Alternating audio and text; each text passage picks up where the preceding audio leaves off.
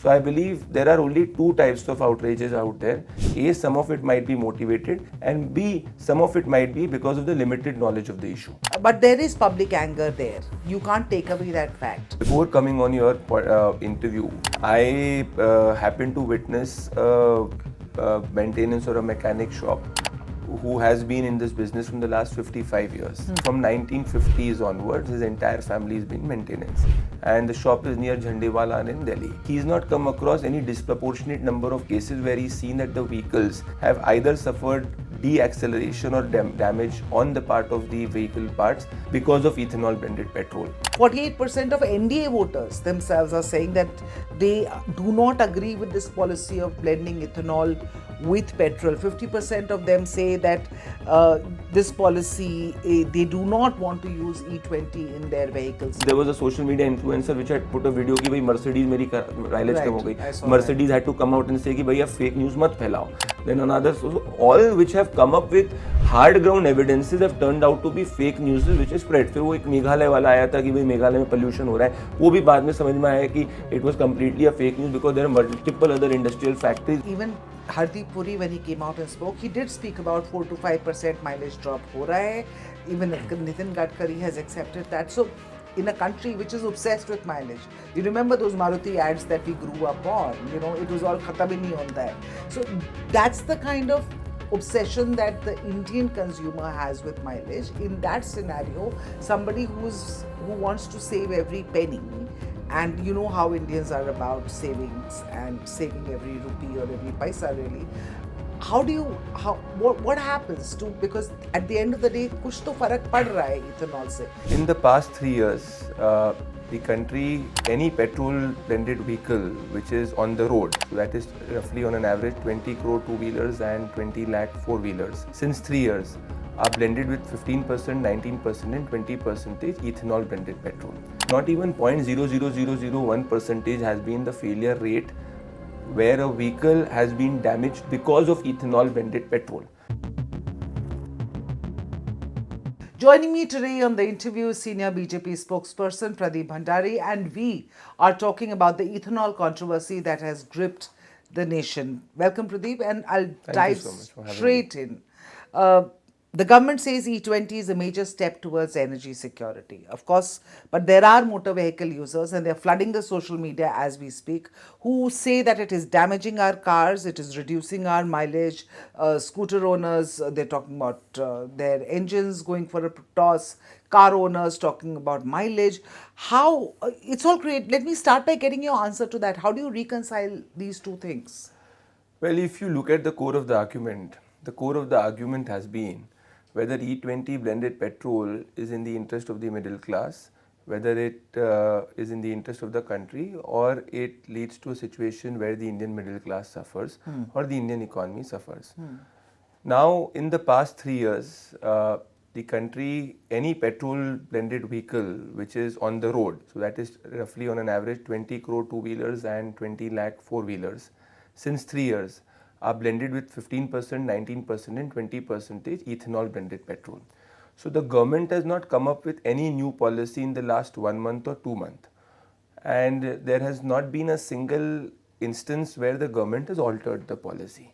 So if you see any example or any situation or any use case of individuals saying that their vehicle has been damaged because of ethanol blended petrol, whenever it has been tested on the facts, whether it was in a case of a social media influencer who had taken a bottle of adulterated petrol and had put in his Toyota vehicle, which later was fact checked by Toyota.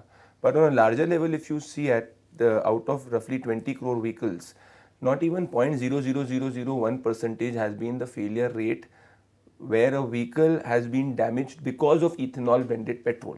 A maintenance of a car can be because of certain various issues, but to conclusively say that just because you are putting ethanol blended petrol in the vehicle, your vehicle or your vehicle parts will be damaged, I believe is erroneous.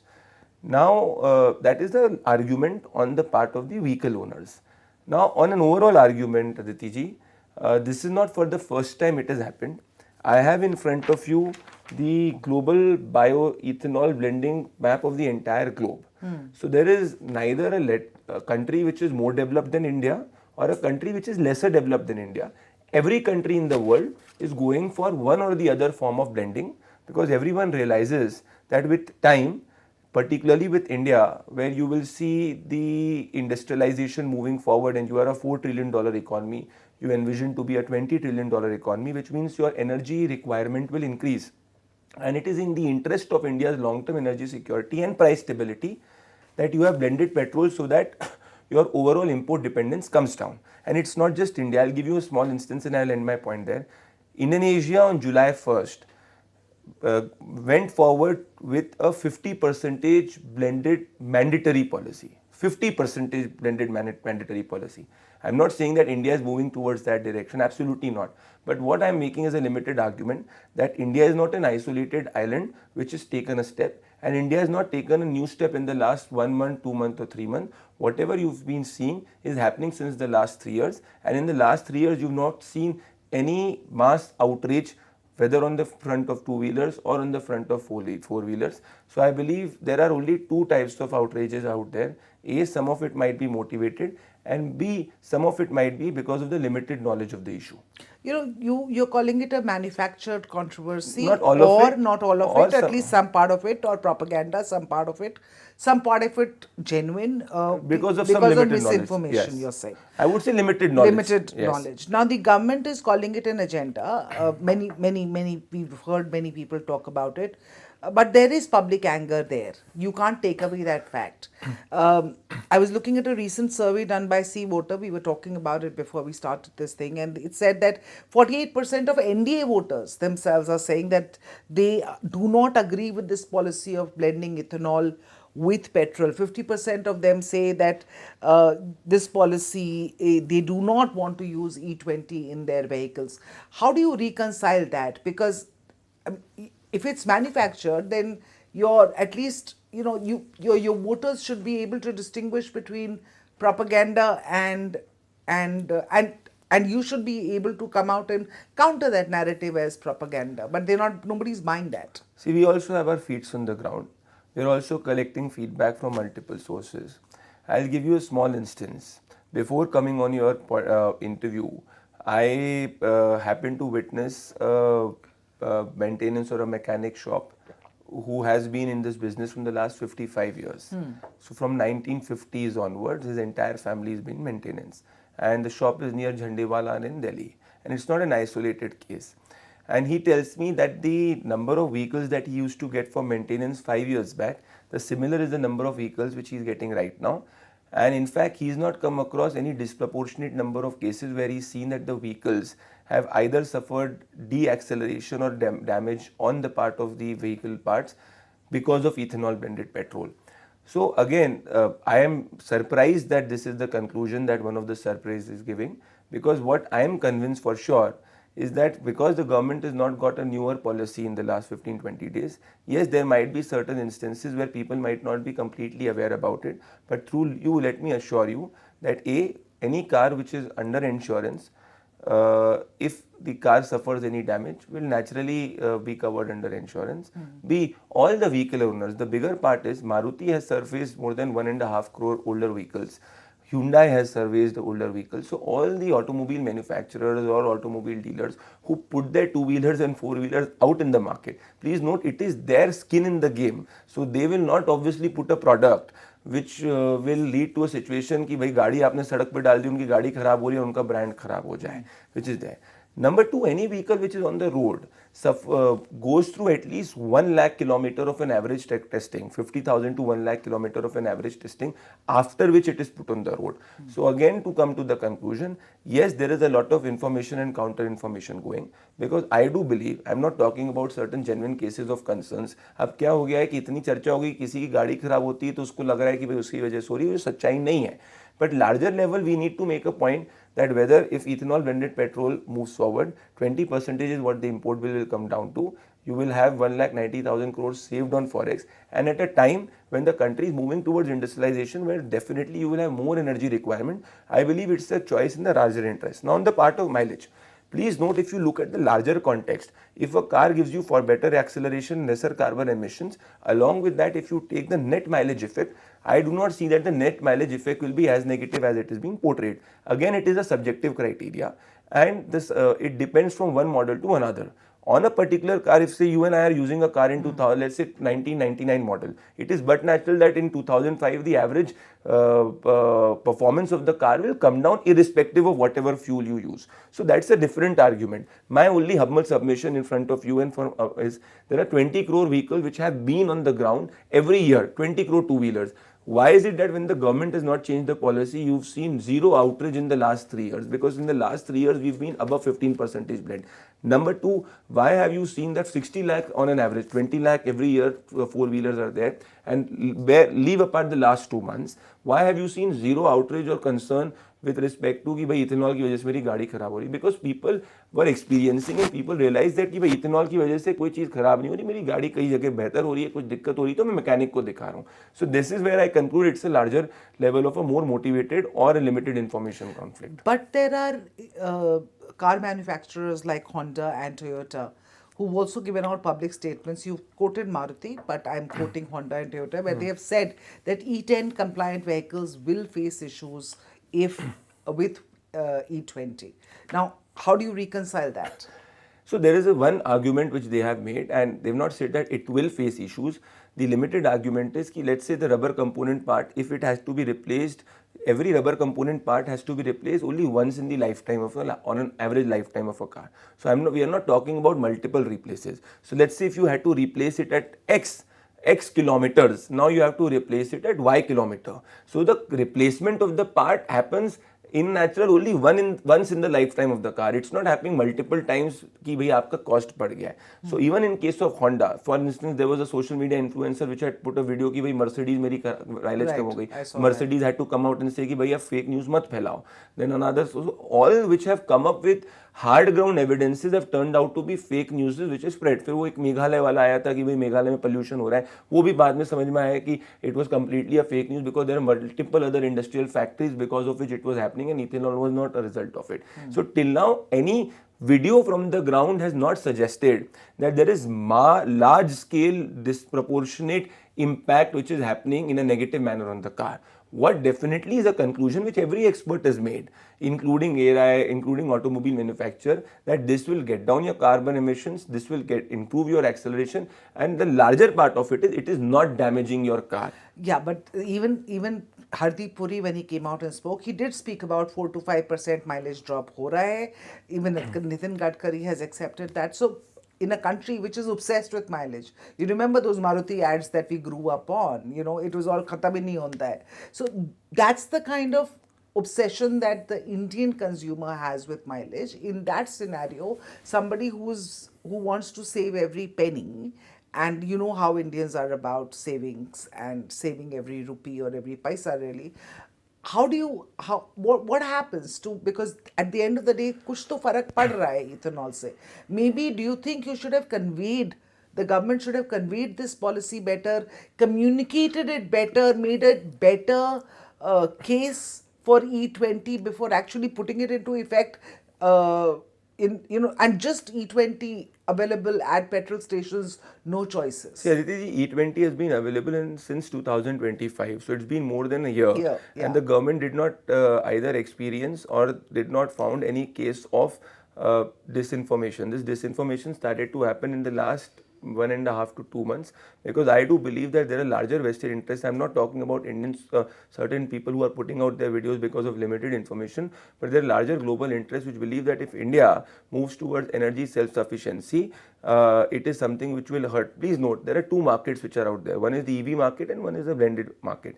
Now, when you move towards an EV market, which it is obviously you have to provide multiple options to the customer or the consumer, you have to import batteries from countries like China, and these countries still have vast resources of the raw materials which make the battery.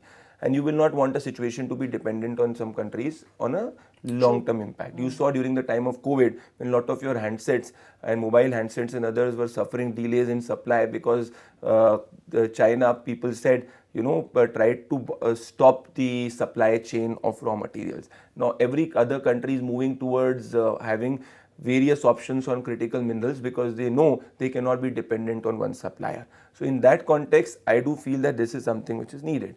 Now on the part of the mileage which you said, please look at it, what impacts a car.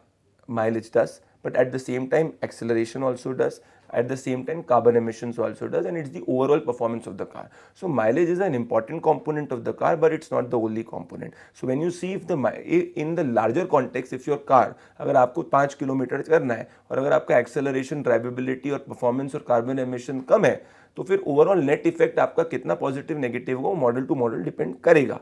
पर मैं ये मानता हूँ कि larger level के ऊपर आज आपके पेट्रोल और डीजल के प्राइसेस रफली, lot of people spoke about कि भाई if you look at a larger context of your petrol and diesel prices, you could despite the straight of Hormuz being blocked for a significant amount of time, you could ensure that your petrol pumps only had a 7% inflation, where globally the average inflation at the pump was 15% to 25% because you were 20% meeting the demand through the fuel made from your farmers. Right. So we as a country need to make a choice that whether something which has the contribution of our farmers, which also positively impacts the middle class in the longer run, do we want that, or do we want always in a situation where the lever of the petrol or the oil is with some other person? And you talked about the farmers, so I'm going to segue into another part of this controversy about the impact on environment. And this Anand Ranganathan, I was speaking to him and he's spoken at length about this, that he doesn't have a problem with, he says, yes, sure, and I agree with him that sure we need energy security, sure we can't be dependent, an oil dependent country forever, we will be, but at least we can lessen our dependence. Sure we need forest reserves, and sure ethanol perhaps is the right way to go about it, but is there an alternative? How do you do blended fuel better? You could have other options, and more importantly, especially in a country where water tables are a problem, an agricultural country, and therefore why do you need to go with crops like sugarcane and rice, which is what he said, that no, and that this is across political parties. Nobody wants to see our farmers suffer. This is like a gravy train for our farmers, especially the ones growing sugarcane and maize. See, on a larger level, I'll answer that, but at the outset, if you observe, neither the Congress or the Samajwadi Party or any of the members of our opposition parties are not openly speaking against Not that. at all. Because They they won't. know They will don't go want to. against Nobody the wants to farmers, hurt the middle farmers, class, yeah. and also the middle class interest, and this is something which people will know in longer term. But now let me come to farmer. देखिए, धान का किसान धान की खेती ethanol के लिए नहीं करता, मक्के का किसान मक्के की खेती सिर्फ इथेनॉल के लिए नहीं करता, गन्ने का किसान गन्ने की खेती इथेनॉल के लिए नहीं करता है, to put it in a very cross manner. Somebody does farming or of let's say paddy because he gets an MSP for paddy. Now मान लीजिए कि आपकी प्रोड्यूस पैडी की x मिलियन टन है, अब x मिलियन टन आपका supply है, पर आपका जो डिमांड है मार्केट के अंदर वो x माइनस डेल्टा एक्स टन है, तो वो डेल्टा एक्स टन जो बचा रहेगा वो कोई ना कोई FCI के गोडाउन में पड़ा रहेगा. So rather than just it being kept in the FCI godown, if you use that residue, which is a rice which is unfit for for a common man to eat, you make that residue, and from that residue you make ethanol, is not extra consumption which is taking place. So धान की खेती में जो पानी लगता है वो धान के लिए लगता है, इथेनॉल के लिए नहीं लगता. That is a very big misnomer which is spread. Now let us come to गन्ना. गन्ने की खेती व्यक्ति करता है क्योंकि उसको गन्ने का दाम मिलता है. Now, let's say a sugarcane farmer is there, and a sugarcane farmer, मैं आपको example देता हूँ, 600-700 million ton है, I do not remember the exact number, but 600-700 million ton, let's say, is an average supply which is there. But the production is roughly only 350 to the demand is only 350 to 450 million ton.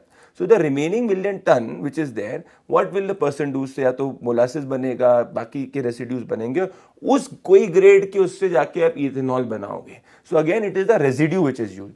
Now, in the case of maize, out of all of this, the least water intensive crop, I am talking about crop. So ethanol is used from residue. You don't need extra water for ethanol. Right. So you need water for a crop. So you will need some amount of liter for maize, rice, and along with that, let's say sugarcane. The least water intensive is maize. So this is why the government is incentivizing maize farmers further. And if you look at the MSP for maize, it has gone up from roughly the per ton price that the farmers used to get from 1200 to 2400. And the entire ethanol production which takes place, the 40 to 45% comes from maize.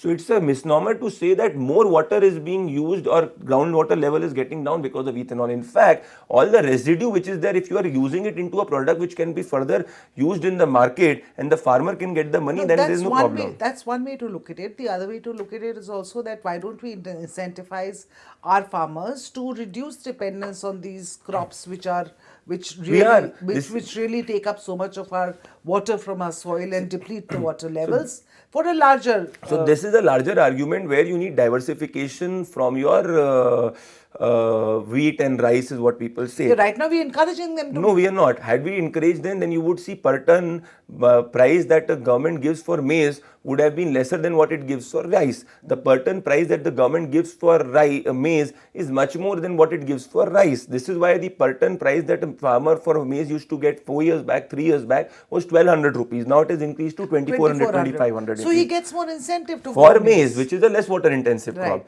Whereas if you look at paddy, it is roughly stabilized. So the objective which you are saying we should achieve, that is where the government is moving towards. We are at 40% where maize is contributing. You will see in a scenario where it is further moving up. So the argument that we are using incentivizing more water intensive crop for ethanol is wrong. Water intensive crops are used for consumption. There also diversification in terms of food habits is taking place, where you are moving towards not just wheat and rice. If you see, the Indian palate is also diversifying with other जो कहते हैं बाजरा, रागी, ये सब भी हम use कर रहे हैं, तो उसमें भी मूव कर रहा है. But on particular ethanol, the government is incentivizing towards maize, which is not a water intensive crop at all. This is why if you see 3 years back, maize did not contribute 40%. Now it has contributed 40%, 45%. You will see that jumping up further. Right. Now, I'm just going to move to another aspect that the critics of this policy are talking about, and which is the pothole roads. If the entire idea is to save fuel, is to improve energy security, ensure that we use less, the amount that can be saved up, the amount of money that can be saved up from removing the potholes from our roads and making roads smoother will save far more fuel than what an E20 will save. That's their argument. Well, it's not an either or argument. It's like saying that make highways, but do not ensure a situation where you provide automobile. Let's say आपने गाड़ी चल रही घासलेट से, अब आपने बोला आपने highway बना दिया, मैं हाईवे बना रहा हूँ पर गाड़ी जो है घासलेट से ही चला रहा हूँ. ऐसे नहीं हो सकता ना. You have to take multitude of options. So yes, you need better roads. So the government is investing heavily on infrastructure. The infrastructure spent has gone up from 3.5 lakh crore to 11 lakh crore. So the government is making world-class infrastructure, particularly hard infrastructure, which is what everybody, even our critics, will agree to. On this limited part of potholes, I believe it is something which I definitely agree with, but it is something which has to be done by the local municipalities at different level, because constitutionally speaking, the pothole does not come under the jurisdiction of the union government. It comes under the jurisdiction of the municipality, and the municipalities have to work towards that direction. Right, at least, but जहाँ double engine की सरकार है, वहाँ पे तो करना ही चाहिए. So if we believe we are definitely doing, the BMC is moving towards that direction, and please note, the public is very, very smart enough. You have different elections taking place, and if certain municipality does not deliver, the public will have an option to either vote in or vote them out. So it's the job of the municipality to fix potholes anywhere, any state, any part of the country. That's what the Constitution of India say. It is not the job of the union government to do it. The job of the union government is to implement a policy, which the union government is doing. And ethanol-blended petrol is not just in the interest of the middle class farmer. It is larger interest of the Indian country for long-term energy security and sovereignty. Long-term energy security, and even short-term. That argument, even short-term, it is not taking away any money from the pocket of the middle class. Any self-respecting Indian will buy that argument and will completely agree with that argument. But since you showed me the ethanol global map at the beginning, sorry to interrupt you. See, I was telling you. So in 2024, the supply of sugarcane was 340 lakh metric ton, right, and the demand was 280 lakh metric ton. So the remaining part is what goes as residue. All of it also does not go as ethanol. So some part of it is what you use for making your ethanol. So extra, you are not asking the farmers to do sugarcane kheti for ethanol. It's the residue or the remaining which is not being consumed in the demand. Sugarcane, you have multiple products and byproducts. Similarly is the scenario of rice. The rice which is not edible is what you use for making ethanol. Similarly, in maize is where you use maize for making, not the primary product, for making ethanol. So larger level, yes, we are moving towards what you are saying. This is why today the major ethanol which you see in the country is from maize. Also 10 seconds and I'll hand it over to you. A lot of people were saying that India is importing ethanol. There is not a single drop of ethanol which is going, ethanol blended petrol which is going in your vehicle is coming from import. Everything is used from your farmers' hard earned labor. Industrial grade ethanol is a different game altogether. It's a different thing. But any ethanol blended petrol which is in your vehicle since last 3 years, Aditi ji, my limited point is last 3 years, we've not changed anything, is your domestically grown and domestically made ethanol blended petrol. And also, who are making this? It is the Indian entrepreneurs. The distilleries are not set up by the foreign companies. The distilleries are set up by the Indian entrepreneurs. Yes, and that is another problem which is being raked up by the critics, saying that these are, part and parcel of Nitin Gadkari's family, his sons. A lot of people, political people, are getting advantage out of that. Is there something that the government has to say on that aspect? First of all, I believe the Honorable Minister has already answered on it. But we understand, I understand that people have their political, mileage to get out of baseless allegations. But his company has, the company which you are referring to, which belongs to one or the other of his family member, has been in existence before the government started to provide any offtake.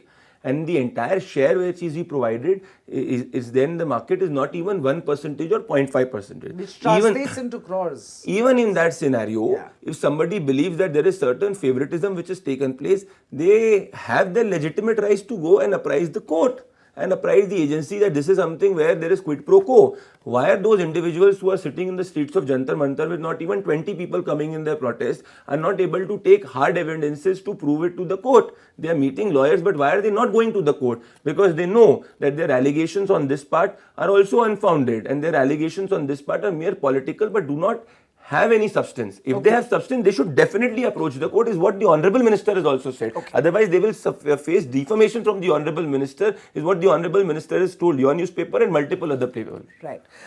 I didn't want to get into the politics of it into this conversation, but I couldn't resist that question. But I now just want to come back to the ethanol situation. And right now we are following the 2021 ethanol roadmap. This is something that that's been reported on. Now, that policy itself, the 2021 ethanol policy, it talked about ethanol blended fuel had to be made available, E10 and E20 were to be made available together, number one, at the petrol pumps. Number two, the blended fuel had to be cheaper than the full original fuel. But none of that is happening. If we are following the policy roadmap, then why is this not happening? Well, it's because of blended fuel today that you see, despite a global energy crisis with Strait of Hormuz being blocked for a significant amount of time, India is the only country where the price of petrol on the pump has increased by mere 7% compared to a global average of more than 15 to 25%. And I'll give you an example. And this is June 2026 I'm talking about. And again, I reiterate, the government has not brought in any new policy in the last 6 months. Ethanol blended petrol, more than 15% has been in existence since 3 years and more than 20% since more than a year. So which means 20 crore two-wheelers and more than 20 lakh four-wheelers are already there out there. Nothing has changed in the last 1 year, 1 month, 1.5 months. Despite that, let me answer. In Pakistan, you have petrol price of 130, Sri Lanka 125, Nepal 136, Bangladesh 109, India 102.12, Delhi I'm taking. So lesser than least developed countries. Now let's take countries which have more per capita income than ours.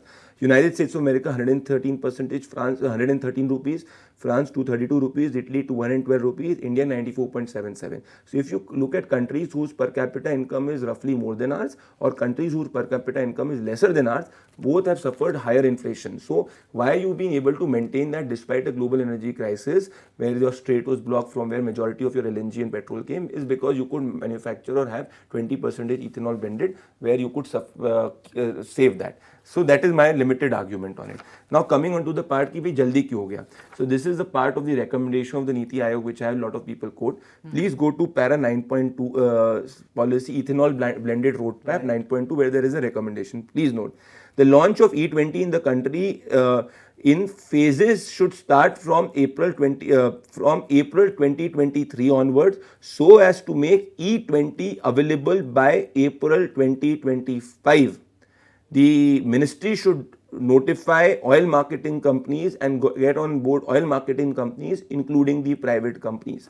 So the expectation and the hope was that it gets on the ground from April 2025. And since April 2025 we've got it. Some of them individuals are saying कि 5 महीने पहले कैसे हो गया? Because I think the honorable minister answered it. When you started this program, the deadline is what, let's say you anticipated कि भाई दिसंबर तक आप X% तक पहुंच जाओगे. अब आप 5 महीने पहले पहुंच गए क्योंकि आपके फार्मर्स के भी जो है ज्यादा प्रोडक्शन हो पाया, आपकी डिस्टिलरीज भी सेटअप हो गई. So the government then went aggressive on the target. This is something which is the proof of government overachieving than the target which it had set, and you should comment towards it. Right. My question, again I come back to, which I don't think you answered, is that the question of choice. Why not give you people or consumers the choice of having both at the petrol station? Why do we only have E20? Well, first of all, logistically, if you look at a petrol pump or there is a storage tank which is जहाँ पे भी आप petrol लेते हो उसके नीचे storage tank आता है. So first of all, a lot of experts in the industry say that A, logistically it is not possible. B, let's say hypothetically it is. You will always give a choice of a better option. So no country will move, say, we've moved towards E20 and we want to give you an option after moving towards E20 for more than a year, कि भैया आपको पास में दो. It's like saying that Delhi has made CNG mandatory. Now give options to certain vehicles or certain commercial vehicles to go with petrol also. But I remember some 10-15 years ago at the petrol station, if you went, you would be given the option of normal fuel or premium fuel. Right now also you have it in terms of that XP which they are giving at certain places, but whatever that option will be given, or if the government intends to, it will obviously be on a higher grade. So right now, because in the last 1 year you went with E20, you did not find any evidences of people saying we want that option. This is where the government went towards it. Please note, the government came up with this policy 3 years back where you were 15% ethanol blended. So had cars which were working on which were E10 compliant had issues with even an E15 grade, there would be many instances which you would see on the ground happening. So when the government moved gradually from 15, 19 and now 20, and the government did not find, or in fact there was no feedback which came from the ground, and even which suggested that there is a larger scale disproportionate negative impact which is coming. And even today there is larger scale acceptance of the policy, bearing apart certain limited information which people have. Please note, a car can get maintenance which is but natural in the lifetime of a car, but to conclusively say that car's maintenance is happening only because of the fuel which you have put is unfounded, as unscientific, and has no merit or basis as of right now. And even if you take it, a place where there is 0.000001% failure rate hypothetically, I believe is a very good policy. All right. And you answered all the questions that I had from you. So the last question that I'm going to ask you is about you said that last 3 years it's been on, there's been no problems, there have been actually no complaints so far, except in the last no large scale difference in performances. Either mileage fuel thing, people have acknowledged it. Or mileage is something which is being acknowledged by the policy makers on record. Right. So 3 to 4%, people say it depends from model to model also. Yeah. So that's the discrepancy there. But last question to you. Do you feel that the government could have handled this situation better in terms of narrative, in terms of whatever? Because you have answered all the questions that I've asked you from the thing, and very effectively so. Why do you think that there are still 50%, as I spoke to you about this survey at the beginning of this conversation, why do you feel that there's still so much of anger over E20, despite whatever explanations that the government has come forward with? See, I'll not use the word anger. I would say there is a continuous information and disinformation which you are seeing out there on social media. But what we gather from the ground, I believe, is that we are getting feedback from the ground, and on the ground people who are aware about it acknowledge the fact that it is in the larger interest of the middle class, the car, and the country. It's not, I'm not saying country, car and middle class. I'm saying middle class, car and country, because car is something, or any vehicle, whether it's a two-wheeler or four-wheeler, is something which is very emotive. Please note, we all of us are also grown as middle classes only in this country and have, through our hard-earned money, got a two-wheeler or four-wheeler. So we understand the value, the emotional aspect of it. So that is the first part of it. So I will disagree to the fact that there is large-scale anger. I definitely can agree that yes, there are two types of people. Who are interested in this because of certain vested interests, किसी को कुछ views चाहिए. Certain others are some genuine information, I would say, not information, but there are individuals who have some genuine concerns because of limited knowledge. उनको लग गया कि उनकी गाड़ी खराब हो गई, तो उन्होंने कोई सोशल मीडिया पे वीडियो देख लिया कि देखो उसने बताया कि फ्यूल की वजह से गाड़ी खराब, तो उसको भी लगने लग गया कि फ्यूल की वजह से गाड़ी खराब है. But I believe with time, every narrative at the end of the day, only truth is what wins. And now slowly and gradually, with things coming into picture, with people making fake videos even in their Mercedes Benz, with the video, social media guy who made the video of an adulterated petrol being called out, people are realizing कि कुछ large scale इसमें बड़ी दिक्कत नहीं है. Longer term, medium term and short term, this is what will be the interest of the pocket of the middle class. मुझे आपसे पूछता हूँ, अगर आपकी गाड़ी से कम धुआं निकलेगा पोल्यूशन वाला, तो आपको खुश होगा कि अगर आपकी गाड़ी में एक्सेलरेशन बेहतर होगा तो आपको दिक्कत होगी कि गलत होगी? बेहतर होगी, ये होगी. बट साथ में अगर उसका आप नेट माइलेज इफेक्ट भी रहोगे तो ओवरऑल वो कांस्टेंट ही रहेगा, और लॉन्गर टर्म इंपैक्ट में आप भी मानोगे कि चीज जो है सही होगी. इसमें मैं नहीं कह रहा, ये आरआई से पूछा गया था. So lot of people have been quoting the RI report. So mister Reji Mathai is the director general of RI, and he was asked कि RI says E20 reduces fuel efficiency by 2 to 6%. Some say much higher. Why the gap? So now please, I'll just verbatim quote. Our findings are based on the globally accepted certificate procedure carried out under controlled conditions, under normal operating conditions. So this is normal operating conditions. Which is the pothole roads. Yes, which is the reduction is typically 2 to 6%. Real world mileage depends on traffic, driving style, road conditions and vehicle maintenance.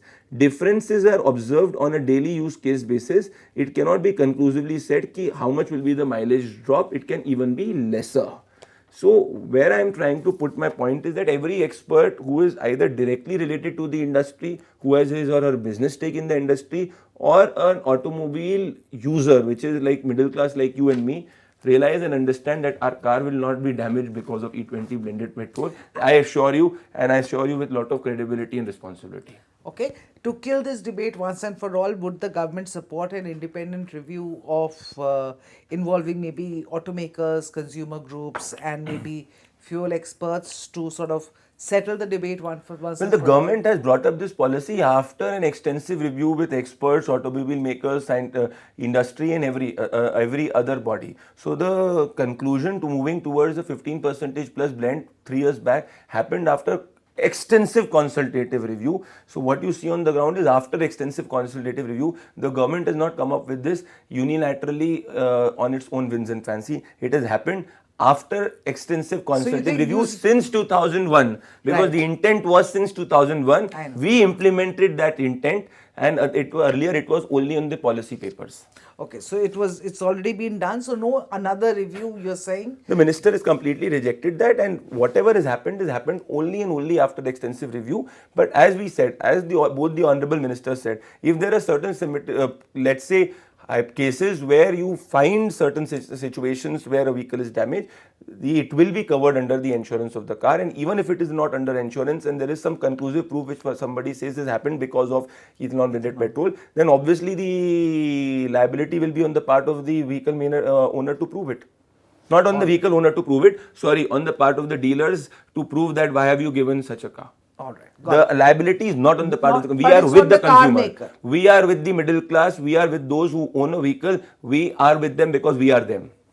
Okay. All right. Thank you for speaking to us, and thank you viewers for watching this broadcast. We'll come back to you soon with another edition of the interview.